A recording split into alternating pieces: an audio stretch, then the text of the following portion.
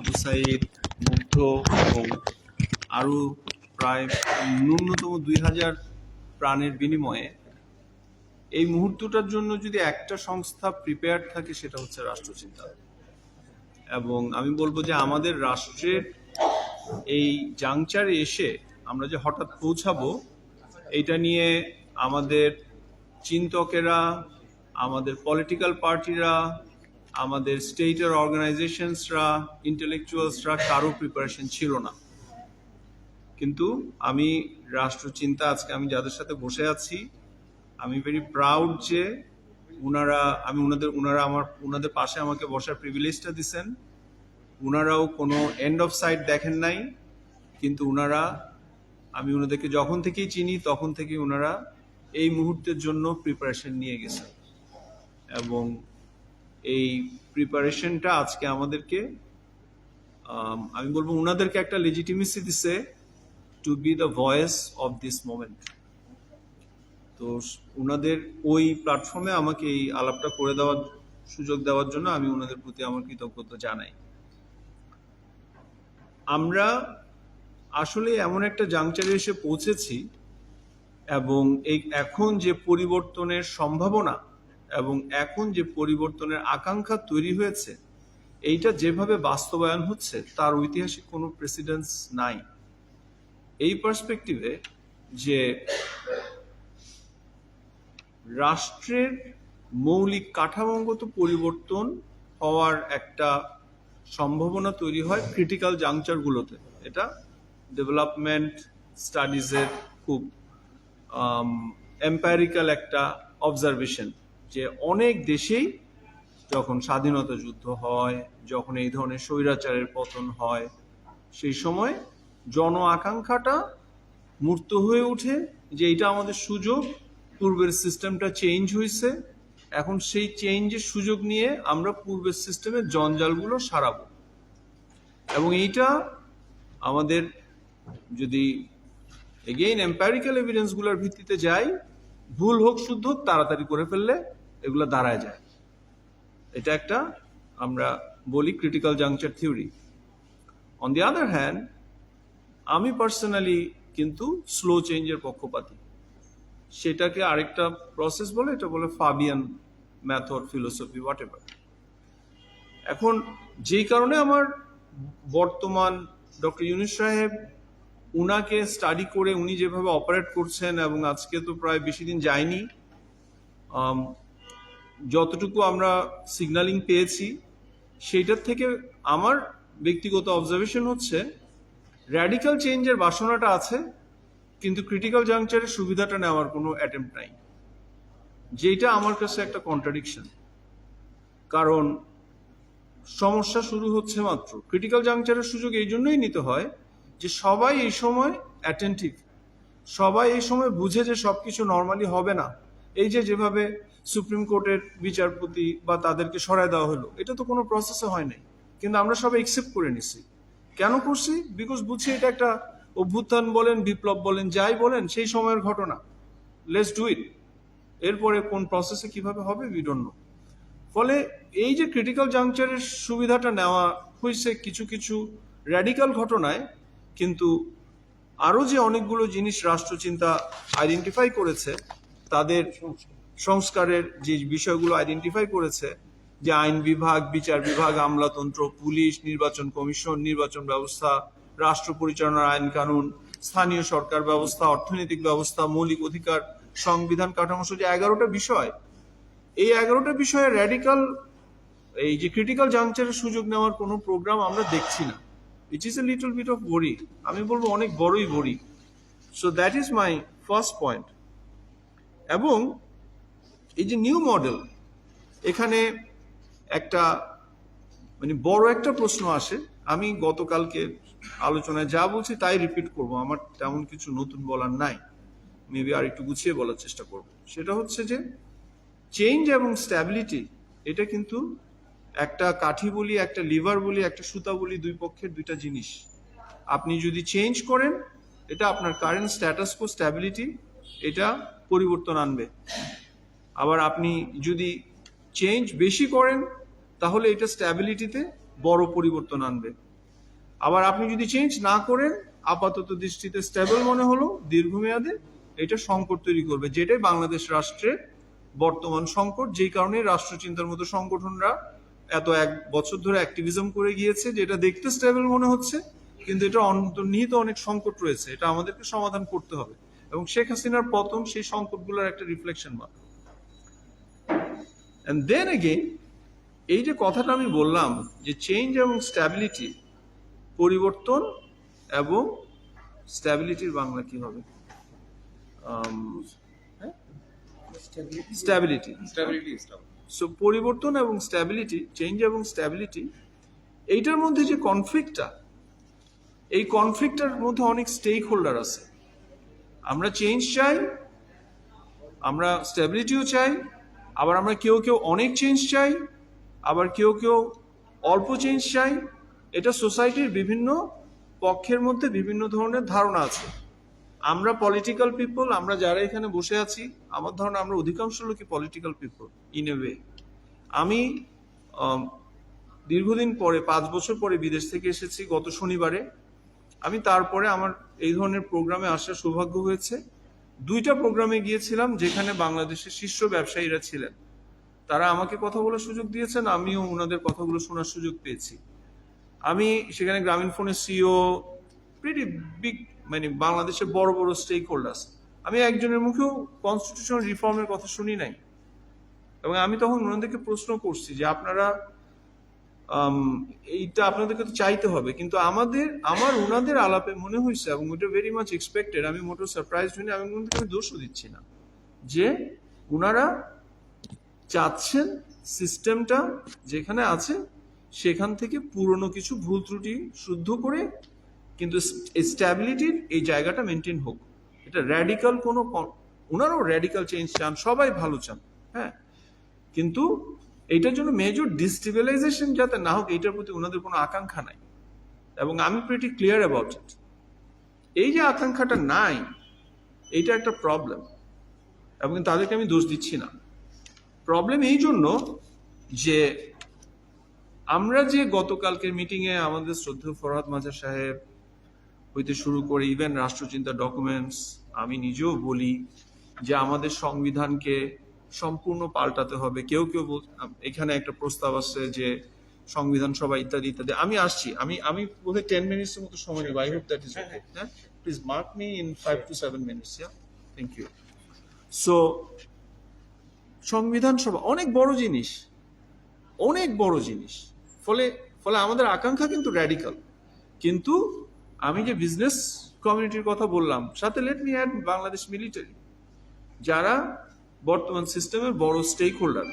আন্দোলনের চূড়ান্ত সময়ে কিন্তু আমরা ওনাদের দিকে তাকায় ছিলাম যে ওনারা টেক ওভার করবে, শেখ হাসিনার অ্যাবসেন্সে যে ভ্যাকুমটা তৈরি হয়েছে, দেন ওনারা কারেক্ট স্টেক হোল্ডারের সাথে নেগোশিয়েট করে হ্যান্ড ওভার করবে, রাইট? তারা বিগ স্টেক হোল্ডার্স।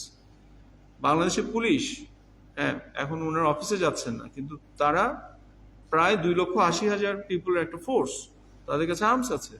বাংলাদেশের বিচার বিভাগ, বাংলাদেশের ধর্মীয় গ্রুপগুলো, বাংলাদেশের শিক্ষা প্রতিষ্ঠানগুলো, এই সবগুলো এন্টিটিকে আমরা একটা ফ্রেমওয়ার্কে বলি পিলার্স অফ পাওয়ার। সো এই পিলার্স অফ পাওয়ার কিন্তু ইভেনচুয়ালি আন্দোলন সংগ্রাম যাই হোক, এই পিলার্স অফ পাওয়ার কিন্তু চূড়ান্তভাবে ডিসাইড করে আন্দোলনের পরিণতিতে সরকার যাচ্ছে কি যাচ্ছে না, বা তারা গ্রহণ করছে।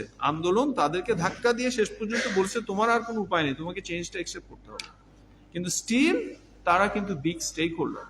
সো এই বিগ স্টেক হোল্ডাররা তাদের যে ক্ষমতা, তারা যেইভাবে পাওয়ার অ্যাপ্লাই করে, সেটার ভিত্তিতেই রাষ্ট্রের যে কাঠামোটা দাঁড়ায়, এটা একটা ফ্রেমওয়ার্কে বলে পলিটিক্যাল সেটেলমেন্ট। এবং রাষ্ট্রচিন্তা আগামী পরশুদিনই বোধ হয় এই পলিটিক্যাল সেটেলমেন্ট থিওরির প্রধান যে তাত্ত্বিক, সৌভাগ্যক্রমে উনি একজন বাংলাদেশি, তিনি সোয়াসের একজন প্রফেসর, তার একটা ইন্টারভিউ নিচ্ছেন, তার একটা আলোচনা হচ্ছে। এখন ওনার আলোচনা যদি আমরা অনুসরণ করি, পলিটিক্যাল সেটেলমেন্ট থিওরি খুব কঠিন কিছু না, আবার স্লাইটলি কয়েকটা জিনিস মিস করলে এটা খুব রং ইন্টারপ্রিটেশন হয়। সেটা হচ্ছে যে এই যে বিভিন্ন stakeholder, pillars of power, তারা যেই পলিটিক্যাল সেটেলমেন্টটা তৈরি করছেন, তাদের তো ক্ষমতা আছে, রাইট? সেই ক্ষমতার বাহিরে যদি আপনি যদি ফর্মাল এবং ইনফর্মাল ইনস্টিটিউশনস, ল, রুলস তৈরি করেন, তাহলে পরবর্তীতে কনফ্লিক্ট হবে। কথার কথা বলছি। এখন আমরা পুলিশ, আমি নিজে মনে করি যে বর্তমান আন্দোলনের সবচেয়ে বড় সিগন্যাল ছিল যে পুলিশ বাহিনীকে, আমি জানি না আমি খুব র্যাডিক্যাল ওয়ার্ড ইউজ করতে পারবো কিনা, সম্পূর্ণ বিলীন করে দিয়ে নতুন বাহিনী গড়ে তুলতে হবে। বিকজ এই পুলিশ বাহিনীর সমস্ত থানাতে মানুষ আক্রমণ করছে। কেন? এই থানাগুলো হয়েছিল টর্চার চেম্বার। এই থানাগুলাই ছিল আওয়ামী লীগের সোসাইটিকে রিপ্রেশন করার টুলস, এবং মানুষ কারেক্টলি তাদের অ্যাঙ্গার ডাইরেক্ট করছে। কিন্তু আমি চাইলে হবে না। পুলিশ বাহিনীর তার নিজস্ব একটা বাহিনী আছে, তাদের নিজস্ব একটা স্ট্রাকচার আছে। যতই বলি আওয়ামী লীগ গত 8-10 বছরে করুক, রিক্রুটমেন্ট করেছে, কিন্তু তারপরও একটা মানুষকে হুট করে বাদ দেওয়া যায় না। আমাদের রক্ষী বাহিনীর উদাহরণ আছে, তাদেরকে কিভাবে আত্মীকরণ করেছে। ফলে আমি এখানে যাচ্ছি যে এই পলিটিক্যাল সেটেলমেন্টের একটা ব্যালেন্স যেটা আছে, এটার বাহিরে যদি আপনি একটা রুলস বানায় ফেলেন, বিকজ আমরা এখন বিপ্লব করছি, আমরা মনে করি আমাদের বিপ্লবী এজেন্সি আছে, এখন আমরা আমাদের মতো রাষ্ট্রের সংবিধান লেখা দিলাম, and then that becomes a source of permanent crisis and instability. এবং রাইট এট দিস মোমেন্ট আমি থাইল্যান্ডের একটা ঘটনা, এই গতকালকের ঘটনা, থাইল্যান্ডের কনস্টিটিউশনাল কোর্স তাদের নির্বাচিত প্রধানমন্ত্রীকে বাদ দিয়ে দিছে, বিকজ সে এমন একটা মন্ত্রীকে নির্বাচনকে সিলেক্ট করছে যার অনেক আনএথিক্যাল কাজ আছে। সো ওনারা স্ট্যাবিলিটি আনতে গিয়ে ব্যালেন্সটা এমন ভাবে করে ফেলছেন যেটা পলিটিক্যাল অর্ডারকে চেঞ্জ করে ফেলছে, তাদেরকে অতিরিক্ত পাওয়ার দিয়েছে, রাষ্ট্র আনস্টেবল হয়ে গেছে। সো সেই জায়গায় আসলে আমি এই জায়গায় সবাইকে সচেতন করতে চাই যে আমাদের সংস্কারের চাওয়াটা অবশ্যই আমরা সর্বোচ্চ রাখবো, কিন্তু পলিটিক্যাল সেটেলমেন্টে, যেমন আজকে পলিটিক্যাল সেটেলমেন্টে নতুন একটা শক্তির উত্থান হয়েছে, ছাত্ররা। আজকে পলিটিক্যাল সেটেলমেন্টে বিএনপি আগে মনে হয়েছিল একটা উইক পার্টি, কিন্তু এখন BNP will be the strongest party. তাদের যেই সোসাইটাল পাওয়ার, সেটাকে অতিরিক্ত যদি ডিসরাপ্ট করেন, হ্যাঁ বিএনপি এসে সব কিছু ধ্বংস করে ফেলবে, বিএনপি এসে আবার স্বৈরাচারী হবে, এই জন্য আমি এমন এমন রুলস সাজাবো যেন বিএনপি স্বৈরাচারী হইতে না পারে, এই যে চিন্তাটা আমার মধ্যে আছে, আমি প্রিটি শিওর এই, but when you try to do that, there will be conflict source of crisis. আমি বলছি না আমরা করবো না, আমি যে সতর্ক করতেছি। এই ফোরামটা, রাষ্ট্র চিন্তা হচ্ছে চিন্তার ফোরাম, সংস্কারের ফোরাম। ফলে সংস্কার কিভাবে করতে হয়, কতটুকু করা যায়, এক্সপেকটেশনটা ম্যানেজ করার আমি কিছু ফ্রেমওয়ার্ক বলছি। সো আমি সেই জায়গায় ছিলাম যে আমাদের কারেন্ট বিদ্যমান রাজনৈতিক বন্দোবস্ত স্ট্যাবিলিটি ডিমান্ড করে, সেখানে আমরা কিন্তু উইক পার্টি। আমরা এখন মনে হচ্ছে শক্তিশালী পার্টি, আমরা উইক পার্টি। অলরেডি দেখেন যারা ক্ষমতায় চলে গেছে তারা আবার কিন্তু স্ট্যাবিলিটির পক্ষে চলে গেছে, বিকজ ক্ষমতার বাইরে থেকে রাষ্ট্রের বাস্তবতা বোঝা যায় না, কিন্তু ক্ষমতায় গিয়ে সেই সচিবের সাথে ডিল করতেছেন, সেই মিলিটারির সাথে ডিল করতেছেন, দেন ইউ ফিল আসলে একটা ইউটোপিয়ান চাওয়া আর সিস্টেমের ভিতরে থেকে সিস্টেমকে সংস্কার করার পার্থক্যটা কোন জায়গায়। সো আমরা সবসময় বেশি চাইবো, এবং এই ব্যালেন্সটা কিভাবে করতে হবে সেইটাই আসলে আলোচনার বিষয়, নেগোসিয়েশনের বিষয়। আমাদের যেটা কমপ্লেইন সেটা হচ্ছে যে আমরা ওনাদেরকে দেখছি না, ওনারা ওনাদের ক্ষমতায় গেলেই সবাই কেমন জানি একটা, মানে কি বলবো, আটকায় পড়ে একটা দেয়ালের মধ্যে। যারা আমাদের সাথেই মানুষ ছিলেন ওনারা এখন বিচ্ছিন্ন হয়ে গেছেন, ওনাদের সাথে যোগাযোগেরও কোনো উপায় নাই, ওনারাও আমাদেরকে রিচ আউট করছেন না। এটা কথা বলতে গেলেও বলবে যে you may be have servers. The reality is this, যে ওনাদেরকেই এই যোগাযোগটা সূচনা করতে হবে। রাষ্ট্রচিন্তার মতো সংগঠন যারা এত বছর ধরে পরিবর্তনের জন্য কাজ করে গেছে, তাদেরকে মিডিয়াম করতে হবে। এবং রাষ্ট্রচিন্তার এই আজকে যে ডকুমেন্টসটা আমি দেখলাম, এখানে খুব পরিষ্কারভাবে অনেকগুলো দায়িত্ব কথা বলা হয়েছে, যে গণ আলোচনা করতে হবে, ফ্রেমওয়ার্ক করতে হবে। আমি এগুলো সবগুলোর সাথেই অ্যালাইন করি। অনেকগুলোর সাথে আমার বড় ডিবেট আছে, কিন্তু ওই ডিবেটটা কাইম ভাই আমাকে সবসময় বলেছেন যে জিয়া এই ডিবেটটাই পার্ট অফ আমরা অনগোয়িং আলোচনা করে করে এক জায়গায় পৌঁছাবো। যদিও আমার কমপ্লেন হচ্ছে যতই কমপ্লেন করি এক জায়গাতেই থাকেন, চেঞ্জ হন না। বাট এনিওয়ে, সো আমি চেষ্টা করবো আগামী 3-4 মিনিটের মধ্যে শেষ করতে। এখানে তাহলে চেঞ্জের 3টা মেজর এলিমেন্ট আছে। আমরা যে স্ট্যাটাস কোতে পৌঁছাইছি সেটা হচ্ছে what, how, who. So what হচ্ছে আমরা কি চেঞ্জ করব, এখানে কতগুলো বিগ কোয়েশ্চেন্স আছে। আমি এই কারণেই ওই জায়গাতেই আসছি যে ওনাদেরকে যে আমাদের সাথে এঙ্গেজ করতে হবে, সোসাইটির সাথে এঙ্গেজ করতে হবে, টাস্ক ফোর্স এঙ্গেজ করতে হবে, সেটা কি করবে? প্রথমে হচ্ছে বিগ কোয়েশ্চেন গুলো, অনেকগুলো বিগ কোয়েশ্চেনের মধ্যে হচ্ছে আওয়ামী লীগের ফ্যাসিস্ট ইনফ্রাস্ট্রাকচারকে আমরা কিভাবে ডিল করব, শেখ মুজিবের মৃত্যু দিবসকে বাদ দেওয়া হয়েছে, সেটা নিয়ে বিভিন্ন ধরনের চিন্তা ভাবনা আছে। তো কিন্তু সেটা ভালো না খারাপ ছিল, তারপরেও যে মুজিবের কাল্ট, তারপরেও যে প্রশাসনের ভিতরে ভিতরে আওয়ামী লীগ রাখা হয়েছে, এগুলো আমরা কিভাবে ডিল করব? আওয়ামী লীগকে তো শাস্তি দিতেই হবে। তারা আমাদেরকে এই যে কথাগুলো বলতেছে, এই কথাগুলো আজকে থেকে 1 মাস আগে বললে এই রুমে আপনারা যারা আসছেন সবাইকে জেলে যাইতে হতো, বাইরে পুলিশ থাকতো, আপনাদেরকে যাওয়ার সময় আপনাদের আইডি নিয়ে যেত। সো যেই আওয়ামী লীগ আমাদেরকে 15 বছর নির্বাচন করতে দেয় নাই, তাকে কেন আমরা 15 বছর নির্বাচন করতে দিব? আমি এখানেই কিছু প্রশ্ন ডিল করতে চাই। আজকে মনির হায়দার ভাইয়ের একটা ভিডিও দেখে আসলাম যে আওয়ামী লীগকে সম্পূর্ণভাবে নিষিদ্ধ করতে হবে, but can you really do that? আপনি যদি পলিটিক্যাল সেটেলমেন্টের জায়গা থেকে আসেন, আওয়ামী লীগের যে পাওয়ার রয়ে গেছে, তাহলে আওয়ামী লীগ নামটা চেঞ্জ করে আরেকটা নামে আসবে। আওয়ামী লীগের নামের যে দায়, জামাতের নামের যে দায়, তাদেরকে আমরা 50 বছর গাইলাইছি, এটা আমরা আওয়ামী লীগকে গাইলাইতে পারবো না। Does that really help? আমি এটাই বলছি যে there is a lot of things. সে ফার্স্ট অর্ডার থিঙ্কিং মানে হচ্ছে যে প্রথমটা দেখে যেটা সুন্দর মনে হয়, লোভনীয় মনে হয়, আকর্ষণীয় মনে হয়, ডুয়েবল মনে হয়, ওইটাই রাইট জিনিস কিনা, এটা কিন্তু চিন্তার বিষয় আছে। সো এগুলো হচ্ছে বিগ কোয়েশ্চেন্স, রাইট? পুলিশকে নিয়ে কি করবেন? Very big questions. আমি মানবো না, আমি একটা ছেলে ছিল যে ইয়েতে দাঁড়ায় আন্দোলন করতে, আমি এভাবে দাঁড়ায় থাকবো, এই পুলিশ আমি একসেপ্ট করবো না। এটা আবার যদি টর্চার চেম্বার করে, তারপরে সংবিধান কতটুকু ভাঙা হবে, হ্যাঁ, বিগ কোয়েশ্চেন্স। সো এই প্রশ্নগুলা আমাদেরকে ডিফাইন করতে হবে। এই যে আমরা আলোচনাগুলো, প্রশ্নগুলো ডিফাইনের প্রশ্ন না, আমি আই এম নট শিওর এগুলো কেউ শুনছে কিনা।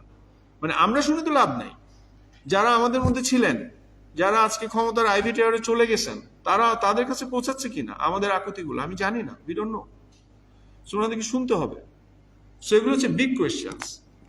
সো হোয়াট আমরা চেঞ্জ করবো। সেকেন্ড হচ্ছে হাউ। সো হাউ এ গিয়ে রাষ্ট্রচিন্তার একটা ডিফাইন প্রসেস আছে। এখানে সবাই সংবিধান সভা চান, আমি কিছু কিছু কারণে সংবিধান সভা চাই না। কেন চাই না? সেটা হচ্ছে যে সংবিধান চেঞ্জ করতে হলে সংবিধান সভা করতেই হবে এমন কোনো কথা নাই। হ্যাঁ, এটা আমার কোনো ইডিওলজিক্যাল পজিশন না। আমার পজিশনটা হচ্ছে যে আপনি সংবিধান সভা চাইছেন, আপনি রাষ্ট্রকে নিয়ে আপনার বোঝাপড়া আছে, আপনি একভাবে চাইছেন, কিন্তু রাষ্ট্রের মেজরিটি বলে কালকে খেলাফতি রাষ্ট্র চায়, তখন আপনি রাজি আছেন এটা মানতে? কেয়ারফুল। আমি বলছি না আমার খেলাফত নিয়ে কোনো প্রবলেম নেই, আমি মুসলমান, আমি মানে প্যান ইসলামের খেলাফতের ধারণা মডার্ন ইয়েতে হয় না।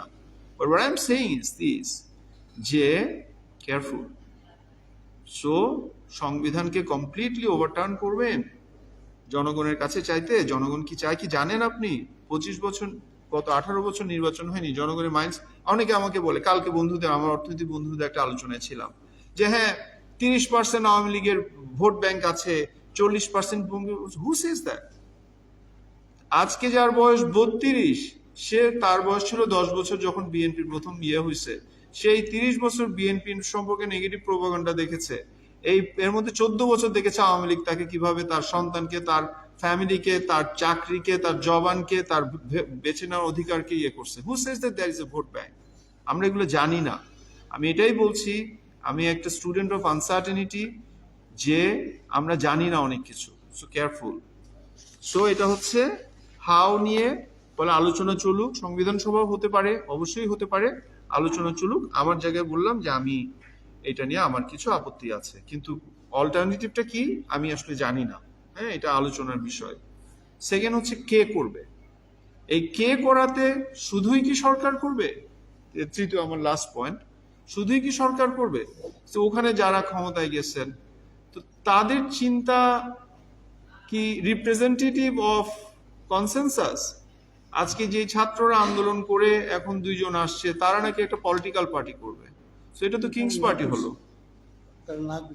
না করছে, কিন্তু তাদের ইন্টেন্টে তো এটা বোঝা যাচ্ছে না। না করছে ওটা আজকে পলিটিক্যালি কনভিনিয়েন্ট বলে। হ্যাঁ, সো তারা কি আসলে স্টেটকে এত ডিপলি বোঝে? আমি কমপ্লেন করছি না, আমি 25 বছর বয়সে স্টেটকে কি বুঝতাম? সো এই যে অনেকগুলো বিষয় আছে, ফলে কে করবে, কিভাবে, মানে কিভাবে কথা বললাম, এগুলো কিন্তু বড় প্রশ্ন। সো আমি চূড়ান্তভাবে এখানেই শেষ করতে চাই যে আমি